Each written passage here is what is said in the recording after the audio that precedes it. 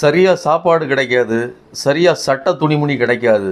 மிக வறிய சூழ்நிலையிலையும் எப்படியாவது படித்து முன்னேறிடணும் அப்படின்னு வெறியோட படித்து மிகப்பெரிய இடத்தை நல்ல மார்க்கை எடுக்கக்கூடிய குழந்தைகளை நாம் பார்த்துருக்கோம். அப்படிப்பட்ட ஒரு மிகப்பெரிய சாதனையை ஒரு மிகப்பெரிய நெருக்கடிக்கு மத்தியில் தமிழ்நாடு நிகழ்த்தியிருக்கு. அதை பற்றி தான் இந்த வீடியோவில் விரிவாக பார்க்க போகிறோம். தமிழ்நாடு அப்படிங்கிற இந்த மாநிலத்துக்கு தொடர்ந்து திமுக ஆட்சி அமைப்பதற்கு முன்பும் சரி, அதற்கு பிறகும் சரி, பாஜக என்கிற கட்சி ஆட்சியில் வந்ததிலிருந்து மிகப்பெரிய ஒரு ஒதுக்குதலை, ஒரு நெருக்கடியை கொடுத்து கொண்டே இருந்திருக்கிறது. இப்போ நம்ம திமுக வந்ததுக்கு அப்புறம் தான் அந்த நெருக்கடி அப்படின்னு சொல்கிறதுக்கு இல்லை. நீங்கள் எடப்பாடி ஆட்சி காலத்திலேயுமே மிகப்பெரிய நெருக்கடியை தமிழகம் சந்தித்தது. என்ன ஒரு விஷயம் அப்படின்னு சொன்னால், அந்த நெருக்கடிக்கு எதிராக போராடுகிற போர்க்குணம் அதிமுகவிட்ட கிடையாது. அவங்க என்ன கேட்குறாங்களோ அதை கேட்டது மாதிரி அவர்களுக்கு கையெழுத்து போட்டு கொடுத்து அவர்களுக்கு வழிவகை செய்து கொடுக்கறது தான் அதிமுக செஞ்சுது.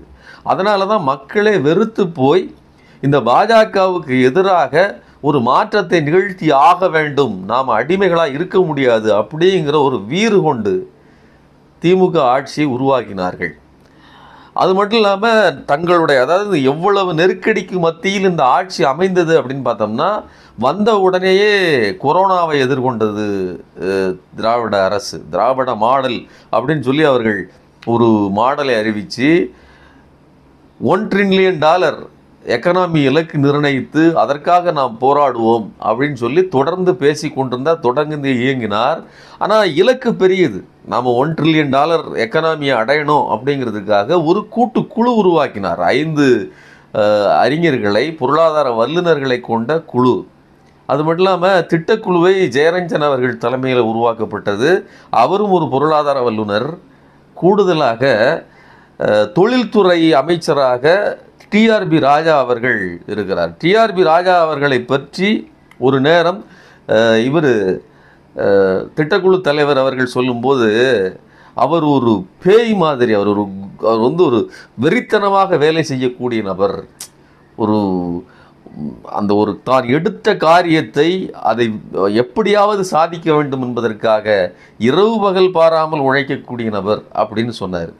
நாம் அதை இந்த பன்னாட்டு முதலீடுகளை ஈர்க்கும்போது அதற்காக கூட்டங்கள் நடத்துவதும் இங்கே நிகழ்த்துவது மட்டுமில்லை, எங்கெல்லாம் அது மாதிரியான நிகழ்ச்சிகள் நடக்குதோ அங்கெல்லாம் தமிழ்நாட்டுக்குன்னு ஒரு முக்கியத்துவமான இடத்தை பெறுவதற்கும் ஓடி ஓடி வேலை செய்ததை நாம் பார்த்தோம். முதல்வர் அவர்களும் இதனால் இவன் முடிப்பான் என்று ஆய்ந்து அதனை அவன் கண் விடல் அப்படின்னு ஒன்று இருக்கு இல்லையா, அது ஒரு முக்கியமான ஒரு தலைமை பண்புக்கு ரொம்ப முக்கியமானதே நானே எல்லா காரியத்தையும் செய்வேன் அப்படிங்கிறது இல்லை.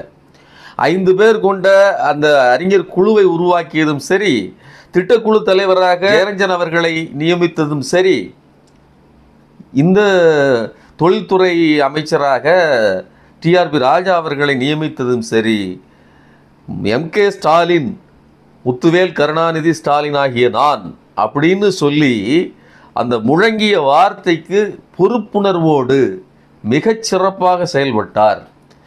நான் ஏற்கனவே சொன்ன மாதிரி இந்த ஆட்சி தொடங்கும் போதே மிக நெருக்கடியான காலகட்டம். கொரோனா வருது. கொரோனாவுக்கு அடுத்தும் கூட தொடர்ந்து பேரிடர்களை சந்திக்குது. தமிழ்நாடு மழை வெள்ளத்தை சந்தித்தது. வேறு எப்போவுமே பெய்யாத அளவிற்கான மழை வெள்ளத்தை எல்லாம் அடுத்தடுத்து சந்தித்தது. எல்லாவற்றையும் வெற்றி கொண்டு வந்தது தமிழ்நாடு. நீங்கள் கொரோனா காலகட்டத்திலெல்லாம் நேரடியாக போய் மக்களை சந்தித்த ஒரே முதல்வர். அதுக்கான எக்யூப்மெண்ட் உறுப்புகள் எல்லாம் போட்டிருந்தாலும் கூட ஒரு முதல்வர் நேரடியாக செல்வது என்பது உணர்வு ரீதியான ஒரு ஒருமித்த உணர்வை ஏற்படுத்தும். நான் இருக்கிறேன் உங்களோட, இந்த பிரச்சனைகளுக்கு மத்தியில் நான் உங்களை சந்திக்கிறேன். இது ஒரு பொறுப்புள்ள தகப்பனாக நடந்து கொள்வது. அப்படி தான் இந்த அரசு நிர்வகிக்கப்பட்டது, இப்போதும் படுகிறது. நீங்கள் இதே கொரோனாவை பாஜக அரசு எப்படி கையாண்டது அப்படின்னா, தனக்கு மரியாதை இருக்கிறதா, தன்னுடைய பேச்சுக்கு மரியாதை இருக்கிறதா அப்படிங்கிறத பரிசோதிக்கிறதுக்காக எல்லோரும் வீட்டுக்குள்ளே விளக்கேற்றுங்க, தங்களுடைய வீட்டில் உள்ள லைட்டெல்லாம் ஆஃப் பண்ணிவிட்டு வீட்டில் விளக்கேற்றுங்க, கைத்தட்டுங்க, இப்படி சொல்லி மக்களை கோமாளி ஆக்குனது அது ஒரு பக்கம். இந்த நெருக்கடியான சூழ்நிலையிலும் கூட டிமானிட்டேஷனை கொண்டாந்தேன், பண மதிப்பிழப்பை செய்தேன், அதுக்கப்புறம் இந்த மாதிரியான ஒரு பேரிடம் வந்திருக்குது, எனக்குன்னு ஒரு பாப்புலாரிட்டி இருக்குது, இதையெல்லாம் நான் இப்போதும் தக்க வைத்து கொண்டிருக்கிறேனா, எனக்கு என்னை இன்னும் மக்கள் நம்புகிறார்களா அப்படிங்கிறத சோதிக்கிறதுக்காக ஒரு ஃபாசிஸ்ட், ஒரு டிக்டேட்டர் என்ன மாதிரியான வேலையை செய்வானோ அப்படிப்பட்ட கொடூரமான குரூரமான புத்தியோடு இயங்கிச்சு மோடி அரசு. அதுக்கு கை தட்டிக்கிட்டு இருக்கிற பாப்பார கூட்டம்லாம் அந்த டப்பு டவராகளை தட்டிக்கிட்டு மணியாட்டிக்கிட்டு எல்லா வேலையும் செஞ்சாங்க. இதற்கு மத்தியில் தான் பொறுப்புணர்வோடு நம்மளுடைய முதல்வர் செயல்பட்டாருங்கிறத ஒப்பிட்டு பார்த்தீங்கன்னா இது எவ்வளோ பெரிய சவால்களை எப்படி மக்களோடு நின்று சந்தித்தார் அப்படிங்கிறத பார்க்க முடியும். அதே மாதிரி அடுத்தடுத்து வந்த வெள்ளங்கள்லையும் இறங்கி நின்று இந்த மக்களுக்காக தண்ணீரோடு தண்ணீராக நின்று எல்லா உதவிகளையும் செய்தது. அசுர வேகத்தில் அந்த நீரையெல்லாம் வெளியேற்றுவதற்கு வேலை செய்து இவ்வளோத்தையும் செஞ்சுக்கிட்டு இருக்குது.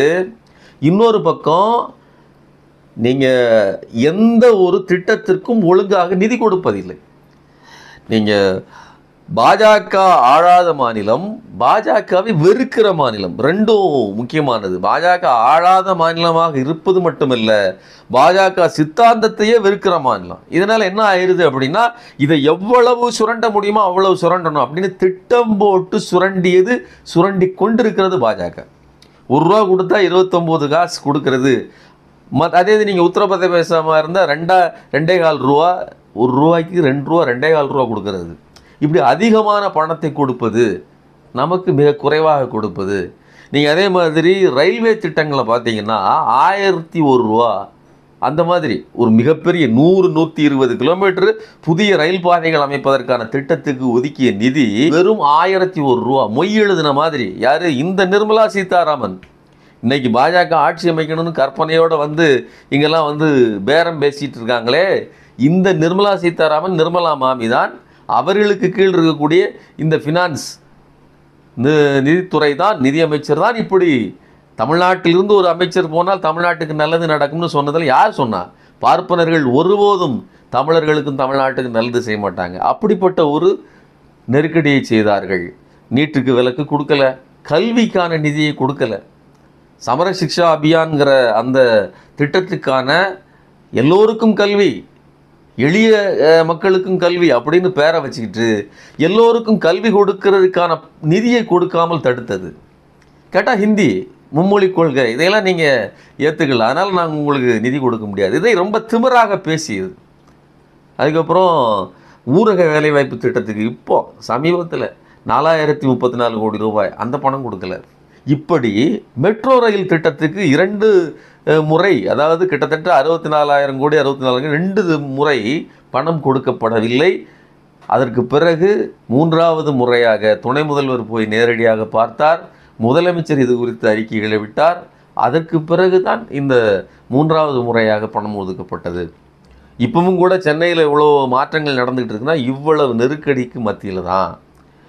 இவ்வளவு நெருக்கடியை கொடுத்ததுக்கு அப்புறமும் இந்தியா முழுவதும் அவ்வளவு மாநிலங்கள் இருக்குது, 20க்கும் மேற்பட்ட மாநிலங்கள் இருக்குது. அத்தனை மாநிலங்களும் அடையாத வளர்ச்சியை இதுவரைக்கும் 10 வருடங்கள், கடந்த 10 வருடங்களில் தமிழ்நாடு அடையாத வளர்ச்சியை 24-25 நிதியாண்டில் தமிழ்நாடு இந்த domestic product, state domestic product SGDPயில் 9.69% வளர்ச்சியை அடைந்திருக்கிறது. எதிர்பார்க்கப்பட்ட இலக்கு என்பது ஒரு 8% வளர்ச்சி அதிகமாக இருக்கும். நாம் எப்போதும் அடைகிற வளர்ச்சியை விட 8% அதிகமான வளர்ச்சியை இந்த தமிழ்நாடு அடையும் அப்படின்னு ஒரு எதிர்பார்க்கப்பட்ட இலக்கு.